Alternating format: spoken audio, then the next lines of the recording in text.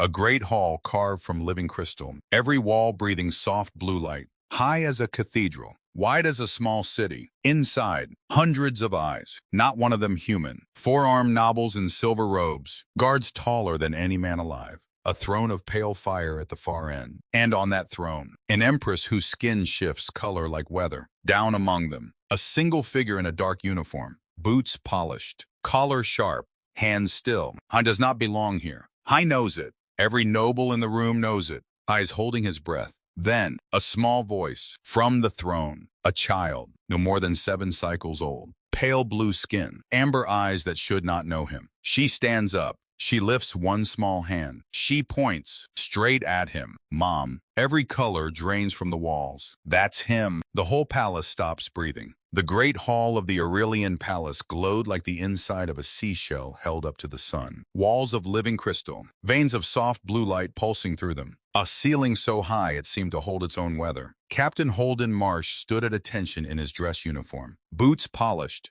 collar sharp, hands still at his sides. I was 38 years old. I had fought in 3 border conflicts. I had buried a wife. I had learned, over the years, how to stand very still and let the world happen around him. But nothing in his training had prepared him for this, because every eye in the chamber belonged to someone who was not human. 4-armed nobles in silver robes, advisors with skin that shimmered like the surface of a pond, guards taller than any man he'd ever met, their weapons humming with a light he did not understand. And on the throne, the empress. Her name was Lyran. He had been briefed on her 12 times before landing. Her 4 arms were folded in a gesture the briefing materials called formal welcome. Her skin rippled through soft rose and lavender, colors that supposedly meant cautious hope. Beside her, on a smaller seat carved from the same crystal, sat the princess. She was small, 7 cycles old. They said her skin was pale blue. Her eyes were amber, wide, and far too clever for someone her size. Holden did not look at her directly.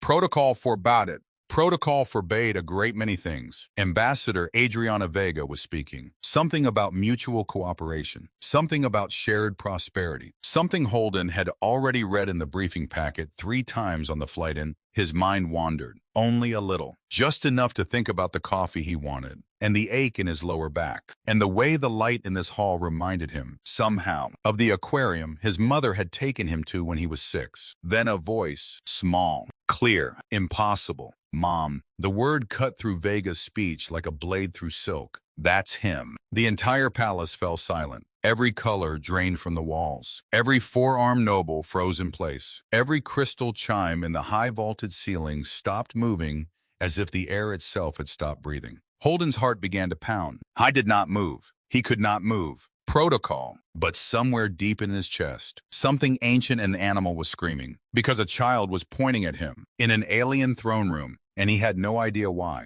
The screen goes black. Text bleeds slowly across the darkness. 18 months earlier, the USS Meridian was a small ship for a lonely man. 3 decks, a crew of 42, a hull painted the color of storm clouds. She was old enough to have quirks and young enough to still fly. Holden had served on her for 6 years. Some men called their ships home. Holden did not. Home was a 2-bedroom apartment back on Earth, in a coastal town he did not visit anymore. There was a kitchen there with a chipped blue teapot on the counter. There was a garden that had gone to weeds. There was a nursery, painted pale yellow, with a crib no baby had ever slept in. He kept the door to that room closed, but he kept the key. That was the thing about grief. You didn't get rid of it. You just found a shape for it. And you carried the shape every day, everywhere. On the Meridian, Holden's shape was quiet. When ate alone in the mess. I did his shift. He nodded at people. I did not stay for card games. I did not laugh at the jokes about the mining stations or the pirates in the border zones. I was, by every metric his commanding officer used, a model officer. I was also, by every metric his wife would have used, a ghost. Meredith. Her name still felt like touching a bruise. She had been 33. A school teacher. She had cracked her knuckles when she was thinking. She had laughed too loud at movies. She had loved him with the kind of steady patience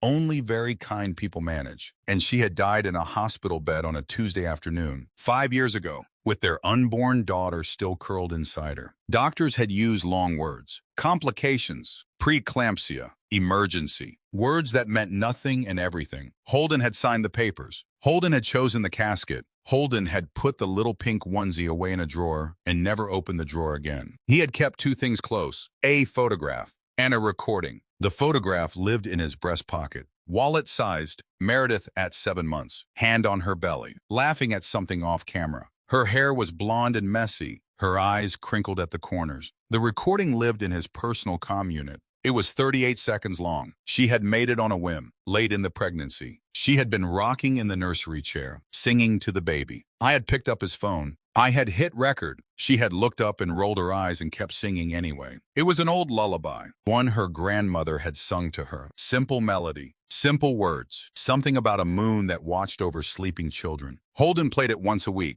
on Sundays, alone, in his bunk, because a man had to be allowed one weakness. And this was his. The trouble began on a Thursday. It always did. Holden was on the bridge, second shift. The Meridian was 6 days into a routine patrol of the outer belt. Trade lanes, pirate deterrence, nothing exciting. Commander Thorne was on the captain's chair. Thorne was 51, bald, efficient. High wore his authority like a well-tailored suit and never took it off. High believed in orders. High believed in chains of command. High believed that the universe was a large machine and men were the small screws that held it together. High did not believe in improvisation. Holden had never been his favorite. The comm officer, a young woman named Lieutenant Park, sat up straight in her chair. Sir, distress signal. Thorne did not look up from his console. Source, Frontier Station K9. Sir, civilian mining outpost. Approximately 48 minutes at current burn. Nature of the emergency. Park's fingers flew. Unclear. Multiple energy signatures. Possible hostile engagement.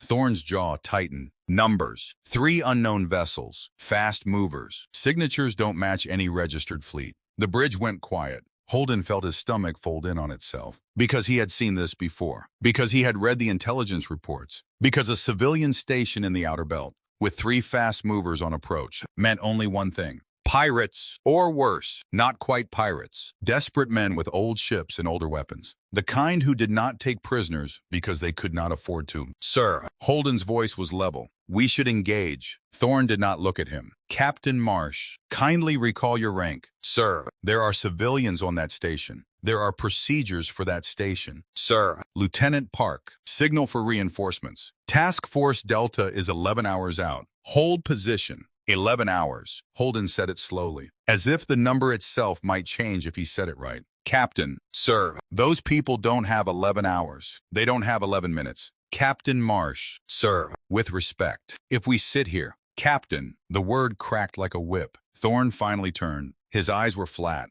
His mouth was thin. You will hold your post. You will not question my orders. And you will not, under any circumstances, take unilateral action. Are we clear? It was not a question. Holden looked at Thorne. He looked at the tactical display. He looked at the little pulsing red dot that was Frontier K9, and he thought about Meredith. I thought about the way she had gripped his hand at the end, the way she had whispered, "Promise me you'll still be good, not brave, not strong. Good." That was what she had asked for. Yes, sir, Holden said quietly. Thorne turned back to his console. The bridge relaxed, just a little, which was when Holden Marsh stood up, walked to the aft hatch, and left the bridge without another word. The patrol craft in Bay 3 was called the Kestrel. She was small, fast, 2-person crew, a rescue skiff more than a warship. She had a single forward gun and a hole barely thicker than a tin can. She was also unassigned, because Holden had unassigned her 10 minutes ago. When Park had mentioned the distress signal, I was already suited up. Corporal Delacroix, the deck officer, blinked at him from her clipboard. Captain, I don't have a launch order. You don't need one. Sir, Delacroix, I need you to look the other way for about 40 seconds. She looked at him. She looked at the hangar. She looked at the Kestrel. Sir, if Commander Thorne asks, he'll ask, and you'll tell him the truth, that I ordered you and you obeyed. Yes, sir. Holden paused at the hatch. Delacroix, tell my crew if anyone asks. I did this alone. Yes, sir. He climbed aboard. He sealed the hatch. Han fired the burn. And the Kestrel screamed out of the Meridian's belly like a wolf let off a chain. Space was very quiet. That was the thing they didn't tell you in the recruiting videos. You could scream in space and nobody heard. You could die in space and nobody knew for years. You could love someone with your whole heart in space and the stars would not care. Holden pushed the Kestrel to full burn. The engines whined. The cockpit shook. His teeth chattered against his helmet mic. 48 minutes. I was going to make it in 19. His HUD lit up with tactical data. Frontier K9 was a mid-sized station. Ore processing. Roughly 200 souls on board on a good day. It was currently venting atmosphere in 3 places. 3 fast movers were still on approach. 2 had docked. 1 was strafing the station with slow, deliberate passes. They were not there to steal. They were there to sanitize, which meant witnesses, which meant no survivors, by design. Holden's hands tightened on the yoke. I thought about Meredith. I did not think about Thorne. Not because he wasn't afraid of Thorne.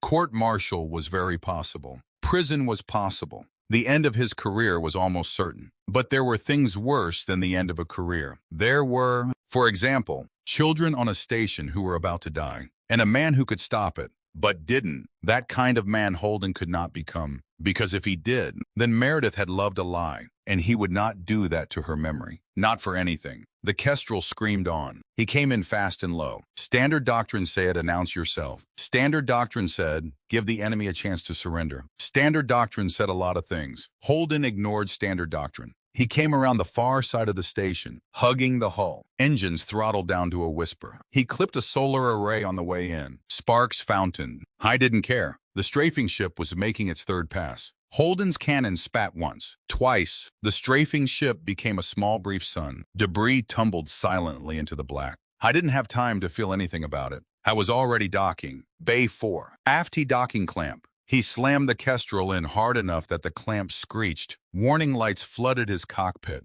I didn't care. He grabbed his rescue kit. He grabbed his sidearm. He grabbed the small handheld lamp he had strapped to the front of his helmet. I hit the hatch release. The hatch hissed open, and the smoke came in. Frontier K9 was dying. That was the first thing he saw. Not with his eyes, with his gut. The corridors were dark. Emergency lighting flickered in red pulses. Somewhere, deep in the station's belly, an alarm was screaming a single wavering note. There was atmosphere. Barely. There was gravity. For now, there were bodies. I tried not to look at them. He picked his way through. Rescue training kicked in. I was breathing through a rebreather. I was moving in a low crouch. I was calling out in the 3 most common languages. That help was here. Nobody answered at first. Then, a whimper from the medical bay. He kicked the door open. His lamp swept the room. There were 7 people crouched behind an overturned bed. They were not human. Their skin was pale blue. Their eyes were amber and huge. They wore what looked like formal robes, torn and bloodied. One of them was clutching a small child to her chest. Holden had never seen aliens before, not in person.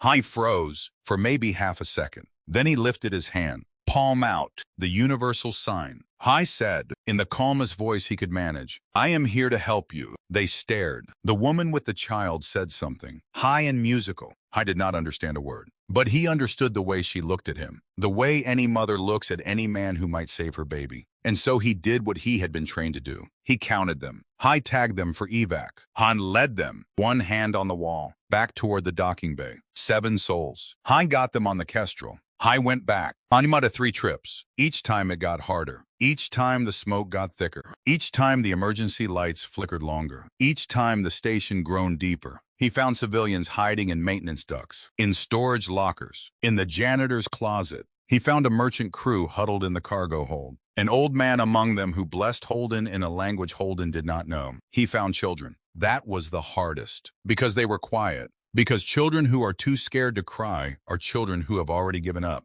I did not let them give up. He picked them up, one at a time. I walked them out. I told them, in a voice he didn't quite recognize as his own, that everything was going to be all right. I was lying. I knew he was lying. But sometimes a lie was a kind of love. On his 4th trip, he found her. The child. She was maybe 5, maybe 6. Her skin was pale blue and her eyes were amber and huge. She was tucked into a corner of what had been an observation lounge. Her small hands were pressed over her ears. She was shaking so hard he could see it from across the room. There was another figure beside her, a young woman, slumped against the wall. Unconscious, Holden's lamp swept over her. His breath caught. Because the woman was beautiful. Even here, even now, even bleeding. She was young, slender. Her skin was so pale it almost glowed in the dim light. Her hair was long and pure gold. It spilled over her shoulders and onto the deck plate, tangled with blood and soot. He did not have time to look at her face. He did not have time to think about anything except that she was breathing. Barely, but breathing. He knelt beside the child first. "Hey!" He said it softly.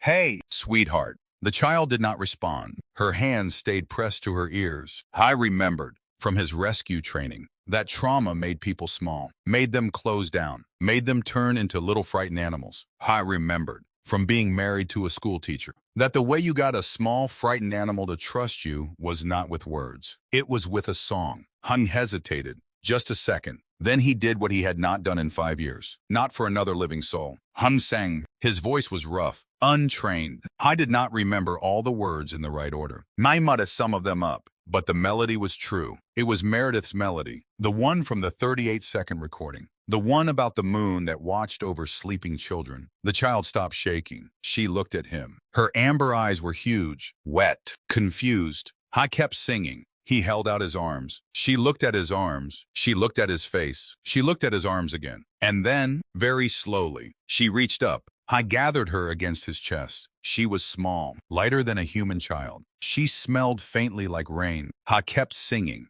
He carried her to the door. Then he stopped, because he had forgotten. The woman, she was still slumped against the wall, still bleeding, still breathing. Holden's mind did the arithmetic in half a second. He could not carry both, not through the corridors, not through the smoke, not fast enough. He could take the child to the Kestrel. Come back! Get the woman. Except the station was dying. Except the reactor was starting to whine. Except there might not be a comeback. He looked at the child in his arms. I looked at the woman on the floor. I made a choice no man should have to make. He set the child down, just for a moment. In the corridor, where the smoke was thinnest, I said, "Stay right here. I will come back for you. I promise." She stared at him. I did not know if she understood a word. I said it again anyway. "I promise." Then he went back into the room. He knelt beside the golden-haired woman. He checked her pulse. Faint, uneven. He slid his arms under her. He lifted. She was heavier than the child. Not much, but enough. His back protested. I didn't care. He carried her out. He knelt again and gathered the child up with his free arm. I staggered, recovered, kept walking, down the corridor, through the smoke, past the flickering lights, toward the docking bay. The station groaned around him like a wounded animal. His lamp cut a small, bright path through the dark. I sung the whole way, under his breath. The moon song, Meredith's song. I did not know why he was still singing. Maybe for the child, maybe for the woman, maybe for himself. I made it. The Kestrel was already overloaded. He crammed the woman and the child into the last 2 seats. He slammed the hatch. I fired the burn. Behind him, the reactor of Frontier K9 finally lost its patience. The station bloomed silently outward, a slow flower of fire and metal. The shockwave slammed the Kestrel sideways. Holden was thrown against his own console. Something in his ribs made a sound like a wet snap. He did not have time to notice. He fought the yoke. I leveled out. He punched the burn. The Kestrel fled the dying station like a bat fleeing a burning barn. In the co-pilot seat,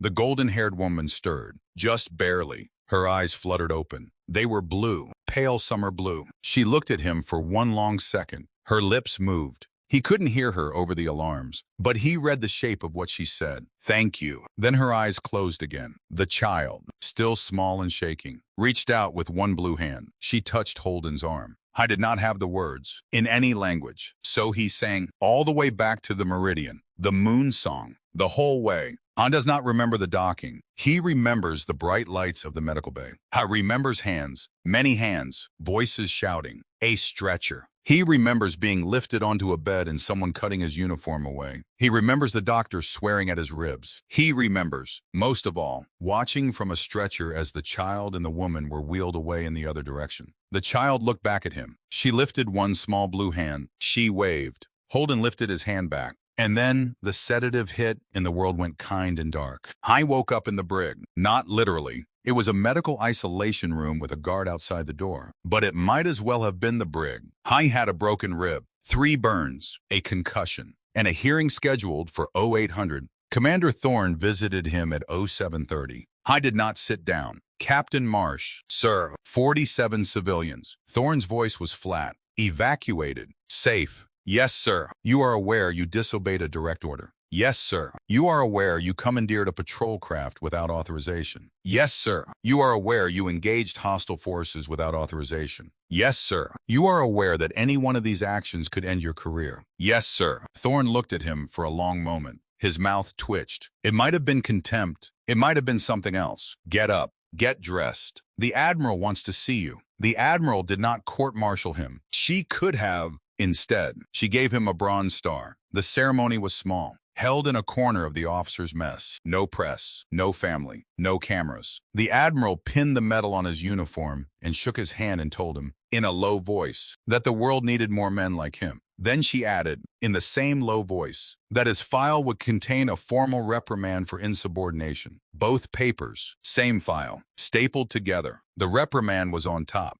Holden accepted both without a word. Ha was, above all things, a man who understood that the universe demanded balance. You saved lives. You paid for it. That was the deal. I was fine with the deal, except there was one part of it that never sat right. The names. I wanted to know who they were. The people he had saved. I wanted a list. I wanted faces. I wanted to know, at the very least, whether the child had made it, whether the woman with the golden hair had woken up. He asked. His request was denied. He asked again. He filed the paperwork 3 ways. Put it in writing. Every response came back the same. Classified. Sealed by executive order. Do not inquire further. I inquired further. Once, quietly, through a friend in intelligence. The friend called him back 2 days later. His voice was strange on the line. Holden, don't what? Don't ask about the K-9 evac list. Whatever's on it. Someone very high up doesn't want it known. Was anyone important on that ship? I mean, just tell me they made it. A long pause. They made it. That's all I can say. And Holden, let it go. Let it go. I tried to. Anyway, but sometimes, on Sundays, when he played Meredith's recording, when the moon song filled his tiny bunk on the Meridian, I thought about the child, about the small blue hand that had waved goodbye. I thought about the woman with the golden hair, about the way her lips had moved. Thank you. I did not know her name. I would never know her name. That was what he told himself. Time did what time does. Weeks became months. Months became a year. The seasons on the Meridian, which were really just changes in the coffee stock and the color of the ration packs, went by in their usual slow way. Holden went back to his shifts. I went back to his silences. I went back to being the quiet man in the mess hall who did not stay for cards. The reprimand sat in his file. So did the Bronze Star. I was passed over for promotion once. Han noticed. I did not mention it. I was once propositioned by a lieutenant at a shore leave bar. I thanked her politely and went back to his hotel alone. I was 38 years old. I was a widower. I was a man who wore his life like a heavy coat. He was too tired to take off. I believed, on most days, that this was the shape his life would keep. Forever. Until the message came. The message arrived at 0614 on a Tuesday. I was in the mess. I was drinking bad coffee. I was reading a novel he had already read twice. His comm unit chirped. I looked at it. The header made his chest go still. Priority 1. Fleet Command. Eyes only. He set down his coffee. I walked, without hurrying, back to his quarters. He locked the door. He opened the message. He read it once. He read it twice, because he could not. At first, believe what he was reading. Captain Holden Marsh, you are hereby detached from the USS Meridian and reassigned as military attaché to the Earth diplomatic delegation to the Aurelian Empire. Report to Naval Base Sigma in 72 hours. Full briefing to follow. The Aurelian Empire. I knew the name. Everyone did. By now, first contact had been 18 months ago. Negotiations had been going on ever since.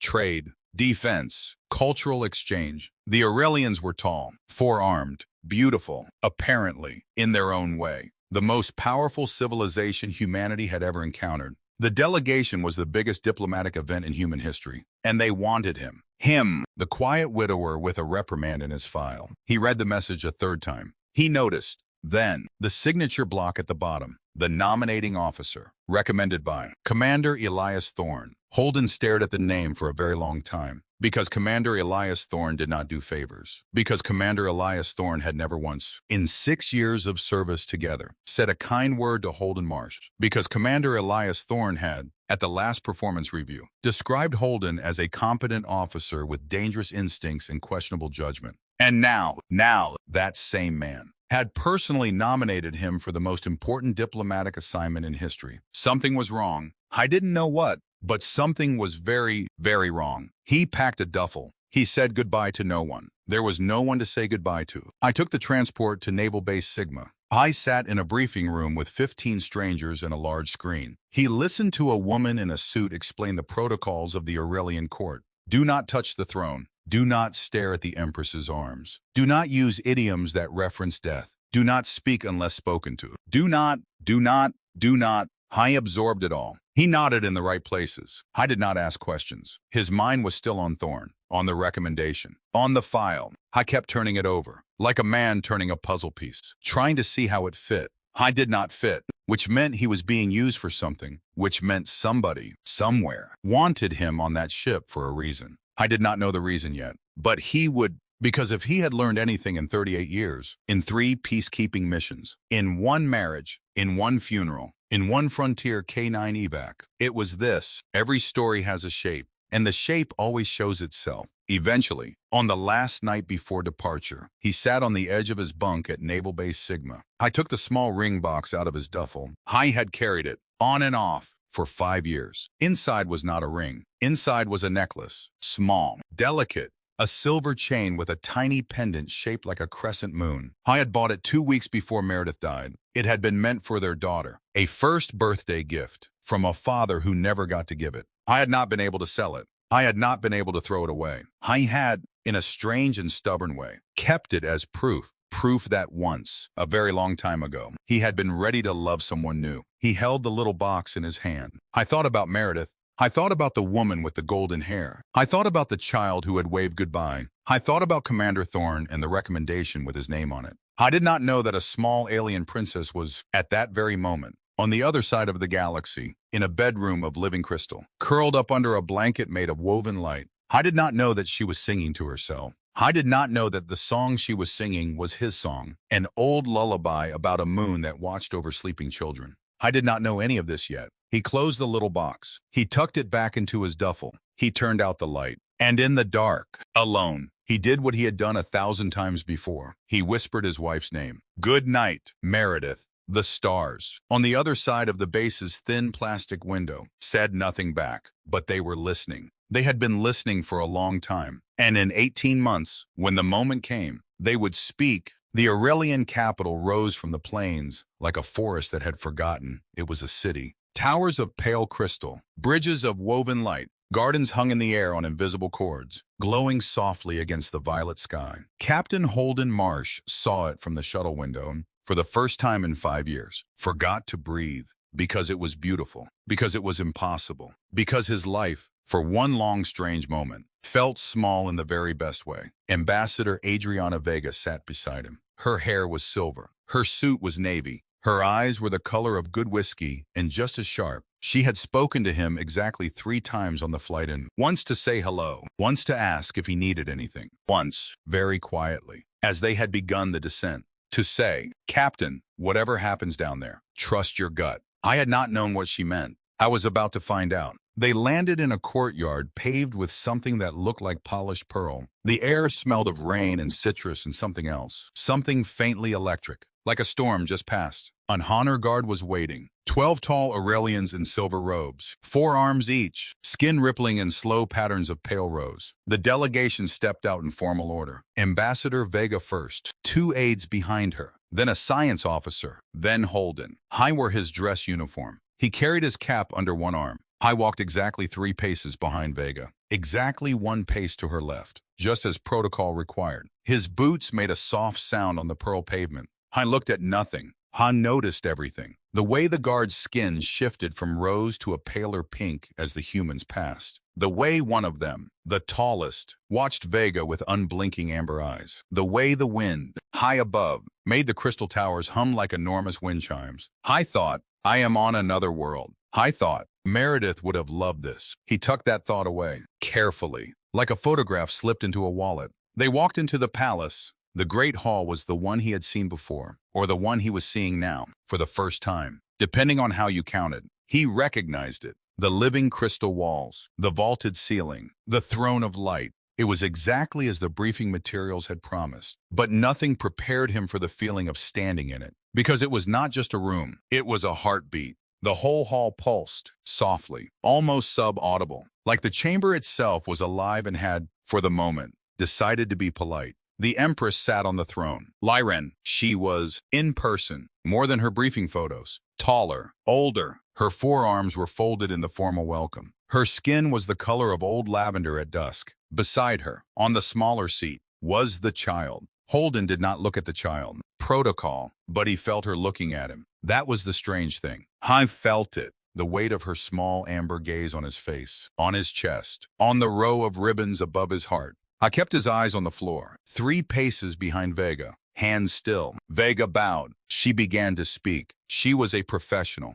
Her voice was warm and steady. She spoke of humanity's hopes, of shared futures, of cooperation between peoples separated by more than distance. Holden did not hear most of it, because a small voice, high and clear, was cutting through the hall. Mom. The ambassador's speech stopped mid-sentence. That's him! And the entire palace fell silent. Holden's mouth went dry. His training took over first. Stay still. Do not react. Wait for instruction. His heart did not get the memo. It hammered against his broken rib, the one that had never quite healed right. He could feel it. Every beat. He allowed himself, at last, to look up. The child was on her feet. She was smaller than he remembered. Or maybe not. Maybe children just always look smaller in memory. She wore a pale gold robe. Her amber eyes were fixed on him. Her small hand was still pointing. The Empress leaned toward her daughter. She murmured something in a low frequency Holden could barely hear. It sounded like water or wind. The child pulled away. She descended the 3 steps from the throne. Her small feet made no sound on the crystal. She walked, without hesitation, directly toward him. The guards shifted. Weapons hummed. Vega's aide sucked in a breath that Holden could hear. Vega herself did not move, but her eyes flicked to Holden, and in those eyes was the question. What is happening? Holden had no answer. I watched the child come. She stopped 3 feet from him. She tilted her head back. Her amber eyes were huge. You saved me. She said it, simply, without preamble. Holden's voice did not want to work. He forced it. Your Highness, I believe there may be some mistake. This is my first visit to your world. Not here, she said. Her small hand reached up. It touched his chest. Her fingers were cool. They moved along the row of ribbons. They found one in particular, the bronze star, the one with the blue ribbon. There, she said, on the station. The room seemed to tilt. I forgot, for one long moment, how to breathe, because in his mind he was not in the throne room anymore. I was on Frontier K9, in the dark, smoke in his lungs, a small blue hand on his arm. His own voice, cracked and rough, singing an old lullaby in a language she did not understand. I looked down at the child. I saw, for the first time, really saw her, the amber eyes, the soft blue skin, the way she stood a little too still, like a child who had already learned that stillness was safer than motion. Oh, it was you, he whispered. She nodded, solemnly, and the whole world, for Holden Marsh, went very quiet. Empress Lyran rose from the throne. She descended the steps in 3 long strides. Her 4 arms moved in slow, deliberate gestures. Her skin rippled through 6 colors in as many seconds. Colors Holden did not recognize. She stopped beside her daughter. Up close, she was enormous. Not physically, emotionally. She had the presence of a mountain that had decided, for the moment, to hold still. Explain, she said. Her voice was gentle. It was also, unmistakably, a command. Holden swallowed. Your Majesty, 18 months ago, there was an incident. A civilian station on the border was attacked. My patrol was closest. I assisted in the evacuation. You assisted, she repeated. Yes, ma'am. Your report says. You disobeyed a direct order. Yes, ma'am. You entered a hostile engagement alone. Yes, ma'am. You extracted 47 civilians. Yes, ma'am. She looked at him for a long moment. My daughter, she said, slowly, was on a merchant vessel that day. She was traveling with her aunt on a trade mission. To observe, to learn how different species cooperate. She paused. Her skin shifted. Then, to a color he had never seen. Something like dawn. Pink and gold at once. You did not know who she was. No, ma'am. You did not know it was a princess you carried out of that station. No, ma'am. In the chaos, there were no translators working. I only knew there was a child who needed help. The Empress closed her eyes, just for a second. When she opened them again, they were very bright. She turned to her daughter. Silara. The child looked up. You are certain? Silara nodded. Firmly. I would know him anywhere. She paused. Then, in a voice so small it almost broke Holden's heart, he sang to me. Vega's professional mask cracked. Just a little. Just for a second. Holden could see it. Out of the corner of his eye. The way her jaw tightened. The way her hand went, very briefly, to her mouth, as if to physically hold in whatever wanted to come out. The rest of the delegation stood in perfect stillness. The hall waited. Empress Lyran's skin rippled again, a color Holden could not name. It might have been gratitude. It might have been sorrow. It might have been both. Captain Marsh, she said. Ma'am, there is another, whom you also saved that day. Holden did not know what to say, so he did not say anything. The Empress lifted one of her forearms. She made a small gesture toward a curtain of silver silk at the far end of the hall. The curtain moved, and she stepped out. Holden Marsh, for the second time in 10 minutes, forgot how to breathe, because she was walking toward him, because her hair was gold, long, pouring over her shoulders like liquid sunlight, because her skin was so pale it seemed to glow faintly against the crystal walls, because her eyes were blue, pale summer blue, the blue of a sky just after dawn. She was young, slender. She wore a simple gown of soft ivory. Her feet were bare on the crystal. She was, without question, the most beautiful woman Holden had ever seen in his life. And he knew her. I had never seen her face, not clearly, not in the smoke, not in the dark. But he knew her. The way you know a melody you have only heard once. The way you know a face from a dream you can't quite remember. She stopped in front of him. She was not much shorter than he was. She looked up,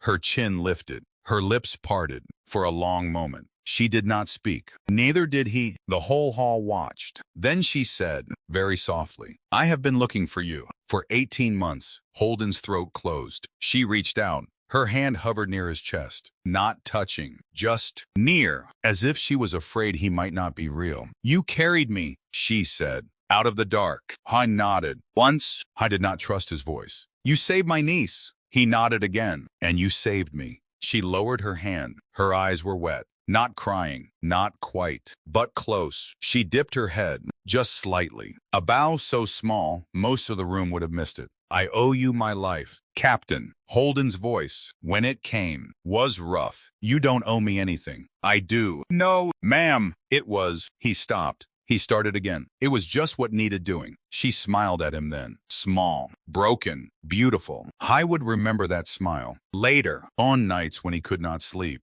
That, she said, is exactly the answer I expected. Her name was Lady Erin. I would learn this, piece by piece, over the hours that followed. She was Empress Lyran's younger sister, which made her, in the Aurelian order of succession, second in line after Silara, which made her a princess in every practical sense, even if the Aurelians used a different word. She was a healer. That was the part Holden had not expected. She trained in the palace medical arts. She specialized in trauma cases. She had, in the 18 months since the station, spent much of her life in the burn ward, tending soldiers. She had, she told him quietly, spent some of that time asking questions, trying to find him. Every request had been denied, even to her. Someone very high up, on the human side, had wanted his name buried. Holden thought, immediately, of Commander Thorne. I did not say the name aloud. Not yet. But he filed it away. The formal welcome dissolved into something less formal. Ambassador Vega had a private word with the Empress. Silara had a fit of shyness and hid behind her mother's leg. The court, which had held its breath for nearly an hour, exhaled all at once and began, very politely, to talk. Holden was steered aside by Lady Erin. She walked him out of the hall, through a smaller archway, into a corridor of pale stone that opened onto a garden. The garden was suspended in the air. Literally, suspended.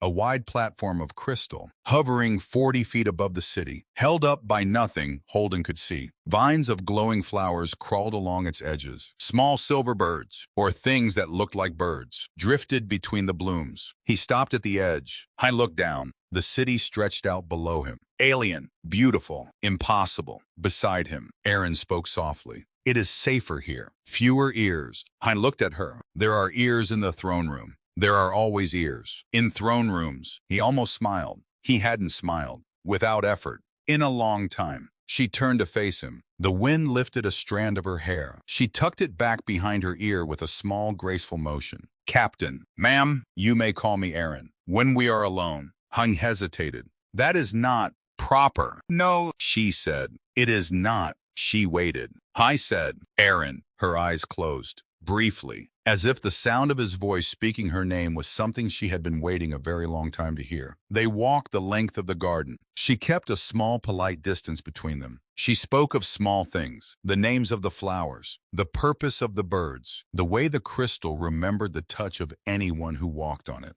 and would, if you asked politely, glow softly under your feet for the next hour. He realized, giving him time, time to gather himself, time to breathe, time to be a person again, instead of a symbol. I was grateful. I had not, until this moment, understood how tired he was, how long he had been carrying the day at Frontier K9, how much weight a man could put in a small box in his own chest without knowing he was doing it. After a while, she stopped by a low stone bench. She sat. She patted the seat beside her. I sat for a long moment. Neither of them spoke. Then she said, softly, without looking at him, after the station, I did not wake up. For 51 days, I looked at her. They told me later I had been very close to dying. My cousin was with me. She was younger than me. She did not have the training to reach me. But I heard something. In the dark, where I was, she paused. A song. Holden's chest went still. She turned to look at him. Her blue eyes were steady. I did not know the words. I did not know the melody. But it was there. Every time I began to slip,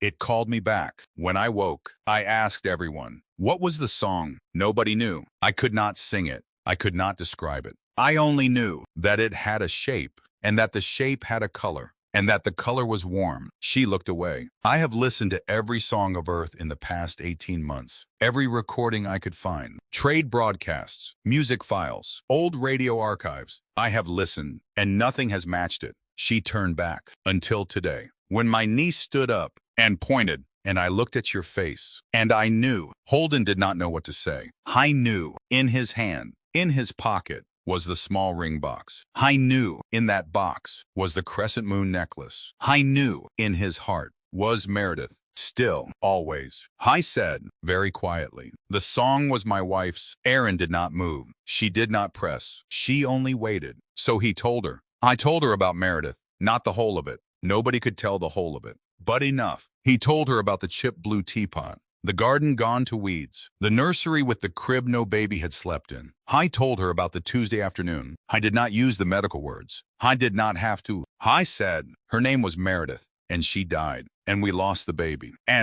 He stopped. He looked out over the alien city. I said, I have been carrying her song in my pocket for 5 years. On the station, when I found your niece, she was so scared. I did not have words in her language. So I sang Meredith's song, and it worked. He turned to Aaron. His eyes, to his surprise, were wet. I said, it saved your niece, and it saved you. And I did not know. I did not know that a song from a small apartment on Earth, sung by a woman who never left her hometown, could reach so far. Aaron was very still. Her blue eyes had filled again. She reached out. Her hand found his. Her fingers were cool. They wrapped around his. She did not squeeze. She just held. She said, your wife's song saved 2 lives. That day, her voice was thick. She said, she lives on. Inyos. And Holden Marsh, for the first time in 5 years, wept. Not loud, not messy, just a slow, steady leak down his face, into the collar of his uniform. Aaron did not let go of his hand. She held it all the way through, as if she understood, in a way most people never had, that sometimes the kindest thing a person could do was simply not let go. The banquet was held that evening. Holden had, by then, mostly recovered. He had washed his face. I had straightened his uniform. He had eaten a small biscuit and pronounced himself functional. Aaron had gone ahead. Protocol required them to enter separately. The banquet hall was even larger than the throne room. Loomed tables of dark wood, silverware that hummed faintly, food that Holden could not name and did not entirely trust. Solara sat between her mother and her aunt. She had, at some point during the day, decided that Holden was her personal property. She waved at him vigorously from across the room. Holden waved back. Small, discreet. Solara giggled. Somewhere across the table, an older Aurelian in dark blue robes noticed. I did not smile. His name was Lord Valkyrin. Holden had been briefed on him. Briefly. Old family. old wealth, old opinions, the kind of noble who used the phrase the old ways like a weapon, the kind of noble who had, according to Vega's intelligence, opposed the human alliance from the beginning. He watched Solara wave at Holden. I watched Holden wave back. His skin, Holden noticed, shifted to a color that was almost, but not quite, gray. Holden filed that away too. The trouble started with the wine, or the Aurelian equivalent of wine. It was pale and green and smelled like cut grass. Holden barely sipped it. Lord Vokrin, at the far end of the table, was on his fifth glass. Hein rose. The hall quieted. "A toast," Hai said. His voice was cultured, rich. It carried without effort. "To the Empress, to her daughter, to the safety of our house." The court raised their glasses. Holden raised his. Vokrin did not sit. "And," Hai said, softly, "to the strange fashion of our times, in which we welcome into our sacred halls a species barely out of the trees." The hall went still. Vokrin smiled. "Thinly, I mean no offense, of course. To our human guests, their courage is well documented. Their manners are," he paused, "improving." A ripple of nervous laughter, not from the humans, from certain corners of the Aurelian nobility. The old families, the dark blue robes. Holden did not move. I had heard worse. In worse rooms, with less at stake. But then Vokrin turned. His eyes settled on Holden. "The captain," I said, "the famous captain, who sang a song, who saved a princess, who has, in a single afternoon, been elevated from a footnote in a security report to a hero of the empire." He raised his glass. "How very convenient for humanity." The word hung in the air. Convenient. Ambassador Vega's face did not change, but her hand, resting on the table, closed into a very slow fist. Holden felt Aaron move. Not much, just the tiniest shift in her seat, but he saw it. She stood. The hall inhaled all at once. She was, he realized then, taller than he had thought. In the ivory gown, with her hair loose down her back. She looked less like a diplomat and more like something out of an old story. She lifted her chin. "Lord Vokrin," she said. Her voice was quiet. It carried, all the same, to every corner of the room. "You will apologize." Vokrin blinked. "My lady, I merely observed. You insulted a guest at our table. You insulted the man who carried me out of the dark. When the station burned, you insulted the man who put my niece into her mother's arms, alive. You will apologize, or you will leave." The hall did not breathe. Vokrin's skin flickered. Fast. Colors Holden could not read. Then, very slowly, he inclined his head. "My lady, I meant no disrespect to the captain or to your house." I sat. Aaron remained standing for another long moment. Then she sat too. Her hand, under the table, brushed briefly against Holden's. Just once, just enough that he felt it. Then it was gone. Later that night, Holden could not sleep. His quarters were on the west wing, high, overlooking the city. The bed was large. The sheets were soft. The window was a wall of glass that shimmered faintly with the same colors as the sky. None of it helped. I got up. I walked, quietly, out of his room. I wandered. The palace, at night, was a different creature. The crystal glowed softly along the walls. The corridors were long and hushed. Somewhere, in some distant hall, a bell rang once, low, slow, like the tolling of a temple. He turned a corner. He stopped, because two voices, very low, were coming from an alcove ahead. He recognized one of them.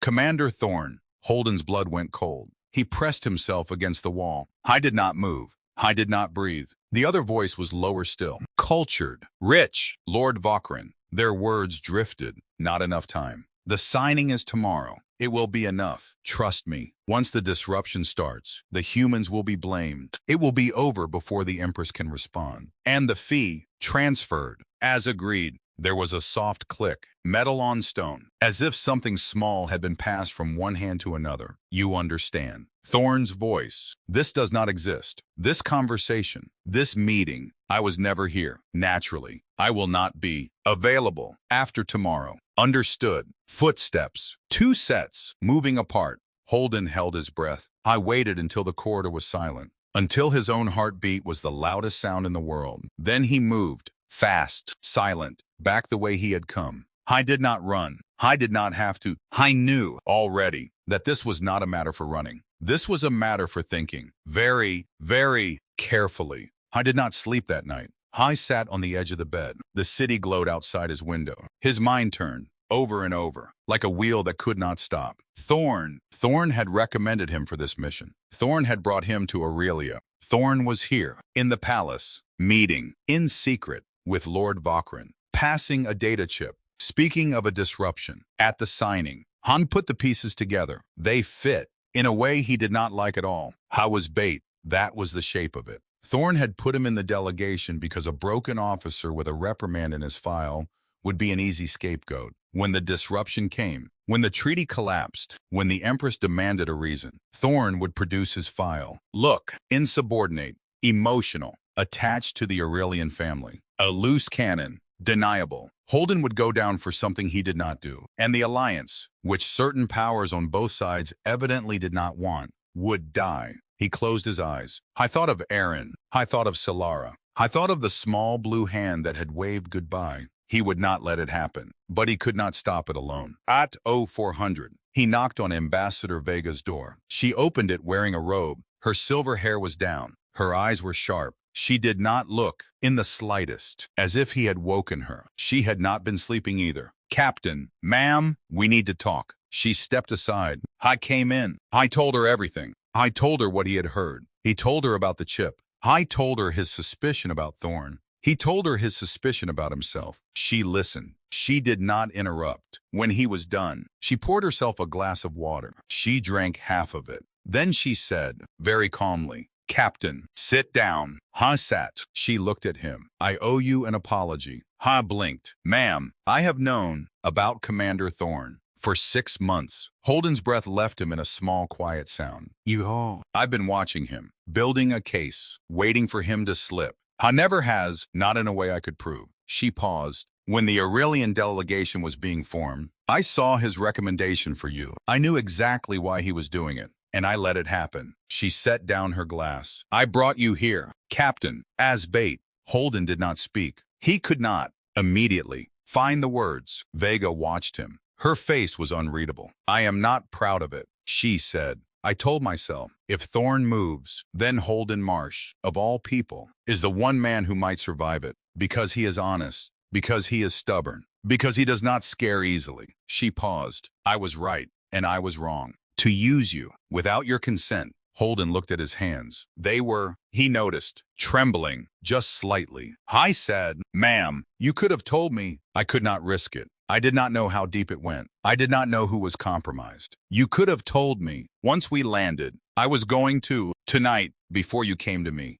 I looked up. She was watching him with something that might, in another woman, have been guilt. I did not know Vega well enough to be sure. I said, very slowly, what do you need from me? Her shoulders eased, just slightly. I need you to do exactly what you would have done if you knew nothing. I need you to attend the signing. I need you to stand where you were told to stand. I need you to be surprised when whatever happens, happens. And I need you to protect that child and her aunt with your life, if it comes to it. I met her eyes. I said, simply, yes, ma'am. He did not sleep that night. He could not. I went, instead, back to his room. I watched the sky over the alien city turn from purple to pale gold. At some point, near dawn, there was a soft knock at his door. He opened it. Erin stood in the hallway. She wore a simple robe of pale silver. Her hair was braided down her back. Her feet, again, were bare. She said nothing at first. I said nothing either. Then she said, softly, may I come in? He stepped aside. She entered. She did not sit. She walked to the window. She looked out over the city. He came to stand beside her. For a long moment they did not speak. Then she said,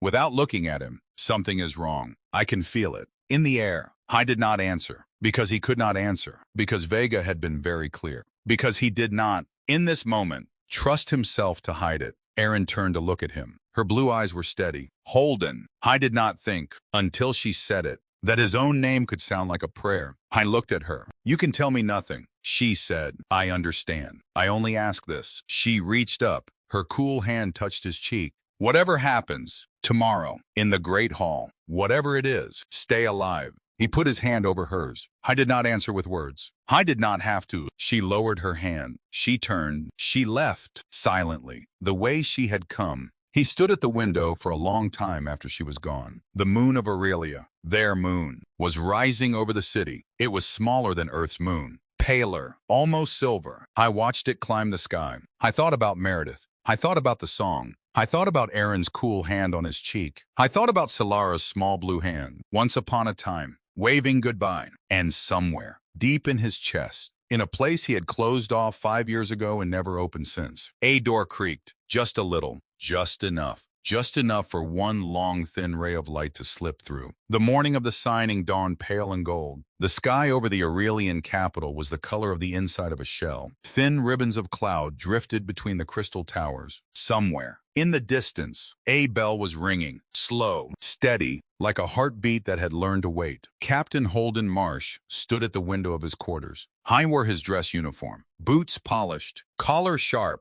the bronze star on his chest, small and dull among the brighter ribbons, catching the light from the alien sun. I had not slept. I did not need to. Some days you did not need sleep. Some days you needed only two things, a clear head and a very steady hand. He turned from the window. He picked up the small ring box from the nightstand. He opened it. The crescent moon necklace lay inside, silver, delicate, bright as the memory of a woman he had loved and lost. He closed the box. I put it in his breast pocket, just over his heart. I did not know, yet, why he had brought it. He only knew that today, of all days, it belonged there. The great hall was filled to bursting. Every noble house of Aurelia, every diplomat from Earth, the full complement of the palace guard. Musicians in the high balconies, servants along the walls in silver livery. The crystal walls pulsed softly, blue, then rose, then gold. The whole hall was breathing. Ambassador Adriana Vega stood at the front of the human delegation. Her silver hair was pinned. Her navy suit was crisp. Her whiskey-colored eyes moved, slowly, carefully, over every face in the room. She did not look at Holden, not once, which was, he understood, exactly correct. Hun took his assigned place, 3 paces back, 1 pace to her left. Empress Lyran sat on the throne. Solara sat beside her. The small princess was wearing a gown of pale silver. Her amber eyes darted around the room with the honest fidgeting boredom of any 7-year-old at any state occasion. Anywhere in any galaxy, she saw Holden. She waved. Small. Quick. He winked at her. She giggled. Behind her hand. Her mother pretended not to notice. Somewhere on the second tier, Lady Erin stood among the healers of the court. Her hair was braided today, woven with strands of pale silver thread. She wore a gown the color of moonlight on water. She was watching him. He met her eyes. She did not smile. She did not need to. She simply held his gaze. And in that hold was a promise. Stay alive. He inclined his head, just slightly. I will. The Empress rose. Her 4 arms lifted in the formal gesture of welcome. Her skin was, this morning, the deep gold of ripe wheat. The hall fell silent. She began to speak. Her voice was ancient, warm. It filled the chamber like music.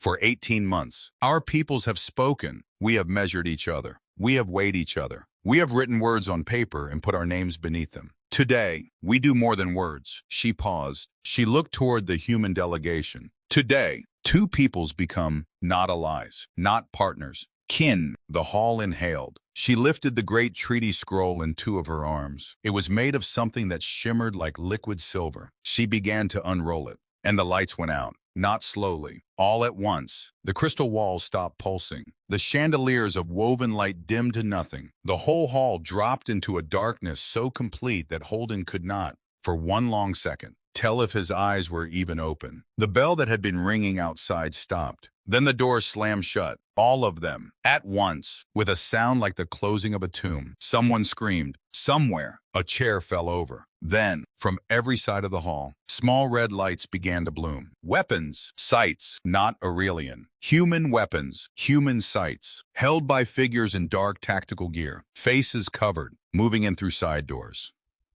Holden had not noticed the day before. He counted them in the space of a heartbeat. 12, maybe 15. Professionals, mercenaries, Vokran's people, paid with Thorn's chip. His mind moved very fast now, as it had once in the smoke of Frontier K9, as it did always. When the world became simple, get to the child, get to Aaron, keep them alive. Everything else could burn. I moved. The first shot went over his head. Someone in the crowd screamed again. The nobles panicked. Silks and jewels scattered like startled birds. Holden did not scatter. Holden ran toward the throne, toward Solara. The Empress had already stepped in front of her daughter, her forearms spread. Her skin flashed a color that Holden had never seen, something between red and black. A war color, a mother color. Two mercenaries were closing on the throne. Holden hit the first one at a full sprint. I did not have a weapon. I did not need one. He drove his shoulder into the man's ribs. The man went down. Holden took his rifle.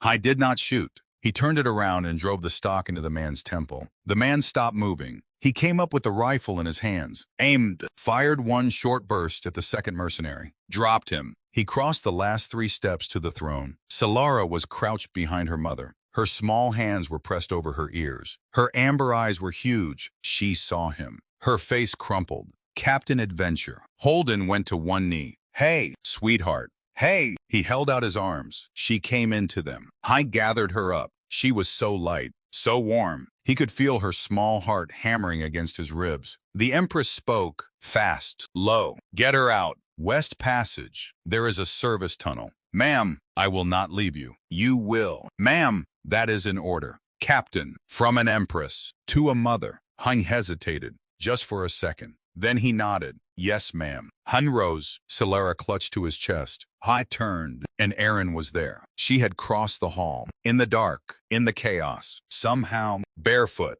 Her gown torn at the hem. Her braid loose. Her cool hand closing on his arm. I know the way, she said. Follow me. She held, in her other hand, a ceremonial dagger. Long, curved, bright. She had used it to cut down someone, somewhere. In the dark, the blade was wet. Holden did not ask. She led. He followed. Solara pressed her face into his neck. The Empress, alone on the throne dais, raised her forearms and became something enormous and terrible and beautiful. Her skin blazed. Her voice rang out. The palace guard, at last, was arriving. Holden did not look back. The West Passage was narrow, stone, old, not part of the Crystal Palace at all. A remnant from an older building, kept perhaps for tradition, perhaps for exactly this kind of night. Erin moved through it like she had walked it in her sleep since childhood. Which, Holden thought, she probably had. Solara made no sound in his arms. She had gone very still. That was the worst part, not the crying. The stillness. He remembered from the station 18 months ago that a silent child was a child who had already given up. I would not let her give up. I walked. I kept his voice low. Sweetheart, you are safe. You are safe. She did not answer. Erin glanced back. Her blue eyes were bright in the dark. There is a garden, 10 meters. It has a lock we can hold. Han nodded. They ran. The garden was small, an old prayer garden, stone benches, a fountain that no longer flowed, a single ancient tree in the center, its bark silver, its leaves faintly glowing. Erin slammed the gate behind them. She threw the heavy iron bolt. She turned. How many do you think? 12, 15, maybe more. They will find us. Yes, soon. Yes. She looked at him. Her hair had come completely loose. It fell around her face like a curtain in the dim garden. She said, then we hold. I said, then we hold. He set Solara down, gently, behind the ancient tree, out of any direct line of sight.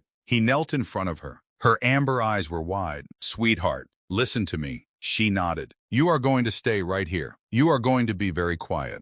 And your Auntie Erin and I are going to make sure nothing bad happens. Do you understand? She nodded again. Her small blue hands were shaking. Hein took one of them. I held it, just for a second. Hein did what he had done, once, in the dark of a dying station. What he had done, years before that, in the dark of a nursery back home. Alone, Hein sung, just a few notes. The moon song. His voice was rough, untrained. I was out of breath. I was afraid, but the melody was true. Solara's shaking eased, just a little, just enough. Erin, standing behind him, breathed in sharply. I did not turn. I did not have to. Hun rose. He faced the gate. I said, to Erin, without looking, you know how to use that thing. She lifted the dagger. I do. Good. He checked the rifle. I said, how long? Until the guard reaches us. Minutes. How many? Perhaps 5. Then we hold. For 5, she said. We hold. For as long as it takes. They came in through the gate. 3 of them. Then 5. Then more. Holden fired until the rifle was empty. I threw it aside. He drew the sidearm he had taken from a downed man in the corridor. He fired that one too. Aaron moved in a way that surprised him. She was not a fighter. She was a healer, but she was Aurelian, and she was noble. And somewhere in her upbringing, there had been a knife master. She danced. There was no other word. She danced through the mercenaries. She was small and fast, and her dagger was a bright ribbon in the dim light. Two of the mercenaries fell. Then a third. Holden took a hit to the shoulder. I did not notice. Hein took a hit to the thigh. He noticed that one. It slowed him. Ha kept firing. Silara, behind the tree, made no sound. She did not sing. She did not cry. But her lips were moving. She was singing. Under her breath, the moon song. She had learned it. In one hearing, she had learned it. There was a moment when Holden thought they were going to lose. There was a moment when the sidearm was empty and the ceremonial dagger was slick with blood, and there were still 5 men coming through the gate. There was a moment when he stepped in front of Aaron, because his body was in the way, because that was all he had left. Hong put himself between her and the barrels of their guns. Hai looked at her. Hai said, softly, almost cheerfully, Aaron, she said. Holden. Hai said, it has been a pleasure. She said, do not you dare. The first mercenary raised his rifle. He aimed at Holden's chest. Hai did not fire, because the lights of the palace came back on, because the gate of the little garden burst inward in a shower of iron and stone, because through the smoke and the sudden dazzling light came the palace guard, 20 of them, tall and gold and terrible, weapons humming. The mercenaries turned. They did not last long. Holden sat down, rather suddenly. Hai had not, until that moment, realized how tired he was, or how much blood he had lost. His shoulder was on fire. His thigh was worse. There was a rushing sound in his ears that he suspected was not entirely due to the palace guard. Silara ran out from behind the tree. She threw herself at him, small blue arms wrapping around his neck. She was crying now, great heaving sobs, as if the crying had been saved up in her for the last 20 minutes and was, at last, allowed out. Hai held her. He whispered, I promised. Didn't I? Sweetheart, I promised. Aaron knelt beside him. Her hands, cool and steady, were already on his shoulder, on his thigh, working, pressing, healing. She was crying too, silently. She did not stop working. She said, you foolish, stubborn, beautiful man. Hai almost laughed. It hurt. Hai said, I told you I'd stay alive. She said, I barely did. Hai said, I'm particular about my promises. She looked at him. Her blue eyes were bright. She said, very quietly, do not do that to me. Again, Hai said, just as quietly, I will try. Commander Elias Thorne was found in the North Wing, trying, according to Ambassador Vega's report, to make his way to an unauthorized shuttle. He did not surrender quietly. Hai did not surrender at all. But Ambassador Vega had prepared for that. She met him in the corridor, herself, in her navy suit, her silver hair a little disheveled from the night's excitement. 2 armed Marines behind her, and in her hand, a small datapad. She said, Commander Thorne. Hai said, Ambassador. She said, you are under arrest. Hai said, on what charge? She said, conspiracy, treason, attempted assassination of a head of state, attempted framing of a fellow officer, and several counts of really extremely bad judgment. Hai laughed. It was a short, ugly sound. Hai said, you have no proof. She smiled, not warmly. She said, Commander, I have been recording every meeting you have taken on this planet for the last 4 days. I have you on audio with Lord Vokran. Twice. I have the data chip. I have the wire transfers. I have the mercenary contract. She paused. She said, I have, in fact, a truly astonishing amount of proof. Thorne's face went pale. Hai said, you set me up. She said, no, Commander, you set yourself up. I merely left the door open. She handed the datapad to one of the Marines. She said, take him, please. They took him. He did not look at her as he passed. She did not need him to. She turned. She walked, unhurried, back toward the Great Hall. She had, she thought, an alliance to save. The Great Hall, when the doors opened again, was chaos. Not violent chaos, emotional chaos. Nobles weeping, diplomats embracing, guards standing in stunned silence, servants trying, very carefully, to sweep up glass without disturbing the tears. Empress Lyran stood at the base of the throne, alive, bloodied, furious, beautiful. She held, in her upper right hand, the treaty scroll. She held in her upper left hand a small silver dagger that was not ceremonial at all. She had, at some point in the last 20 minutes, used it. The palace guard was still bringing prisoners in. Lord Vakrin was among them. His silks were torn. His famous cultured composure had entirely deserted him. The Empress looked at him as he was brought before her. Her skin was the deep gold of the sun, she said, in a voice that carried to every corner of the shattered hall. You have made a very old mistake. Lord Vakrin. I did not answer. She said, you believed that my daughter was a symbol, that my alliance was a gesture, that my people would rather burn than change. She said, you were wrong about all of it.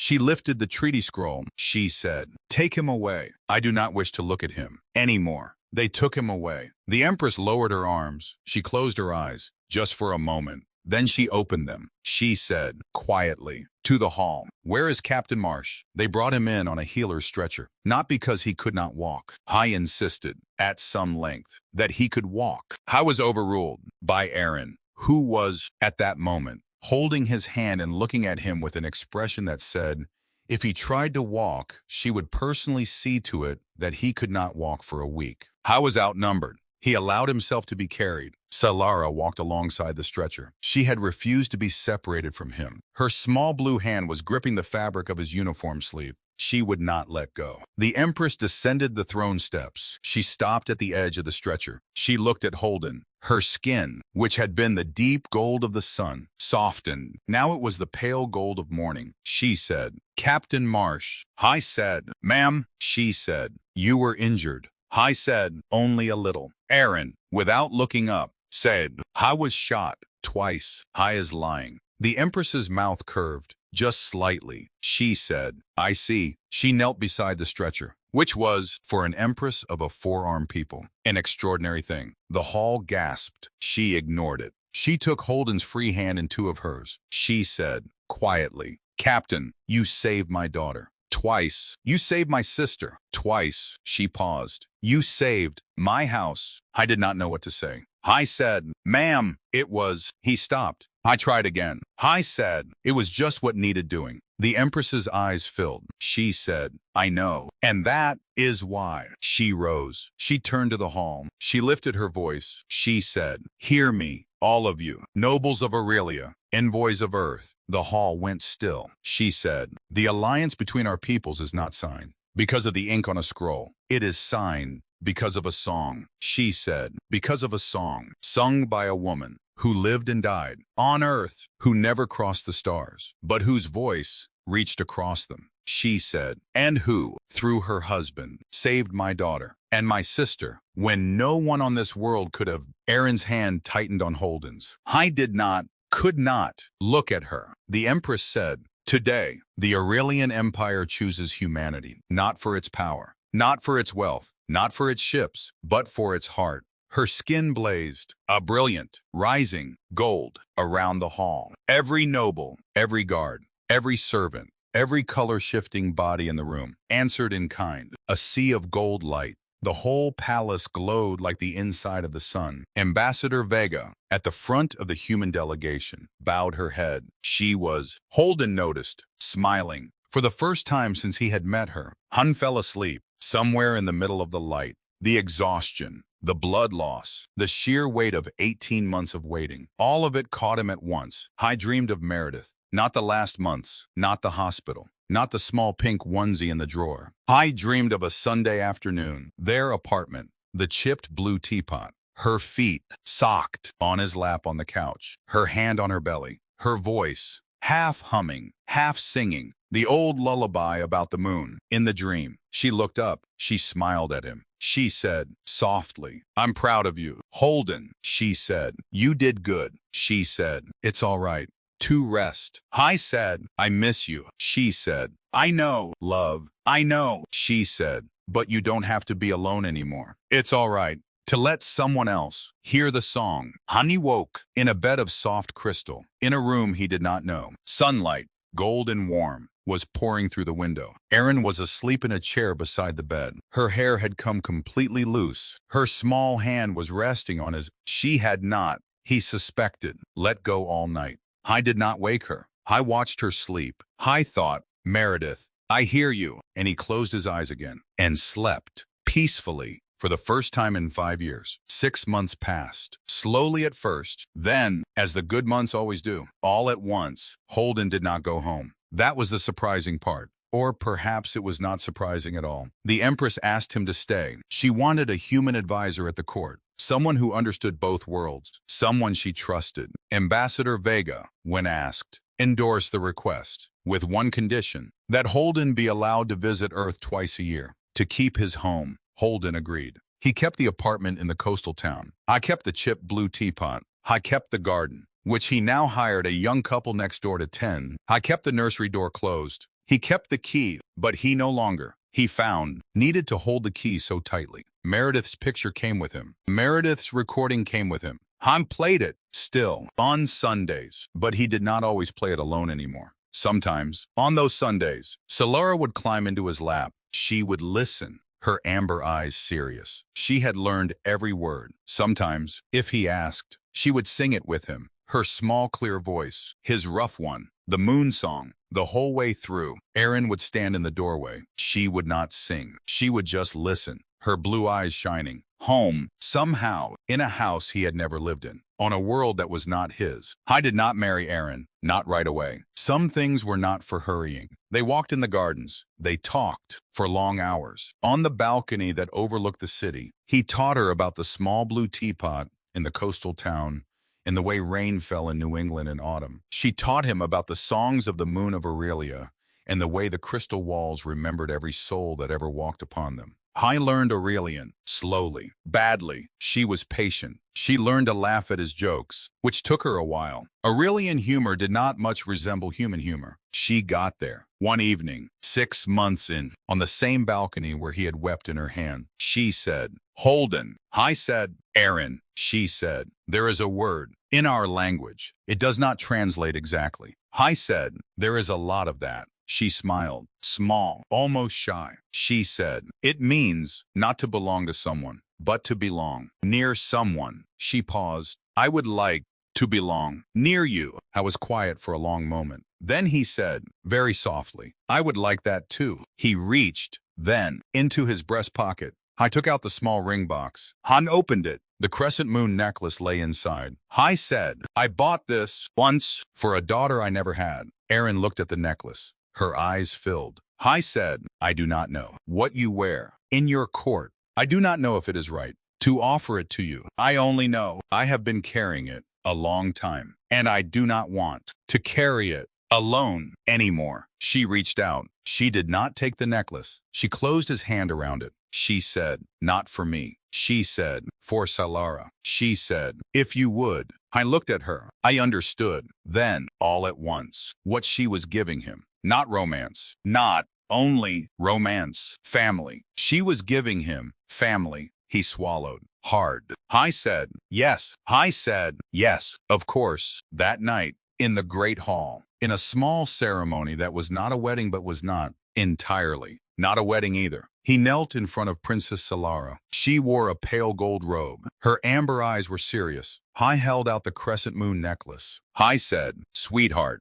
this belonged to a little girl who was never born. I said, her mother made me the song that you know. I said, her mother would have loved you very much. I said, would you wear it for her and for me? Solara looked at the necklace. She looked at Holden. She looked at her mother, who was standing behind him, her skin the color of dawn. She looked at Erin, who was standing beside her, whose blue eyes were shining, whose hand rested on the small blue shoulder. She said, Uncle Holden. I said, yes, sweetheart. She said, will you sing it with me? Sometimes. I said, every night, if you want. She smiled. A small blue girl, in an alien palace, in a hall of crystal and light. She said, then yes. She bowed her head. Erin's fingers, cool and steady, guided the silver chain over the small neck. The tiny crescent moon settled against the pale gold robe. It caught the light of the hall. It shone like the promise it had been. From the beginning, that night, on the balcony, Erin found him. She stood beside him. The city of Aurelia glowed below them. The alien moon rose over the towers. She did not speak. I did not speak. After a long while, he began, very softly. to hum the moon song. She listened. Then, hesitantly, following his voice, she joined him. Her voice was different from Meredith's, different from Silara's, different from his own, but it fit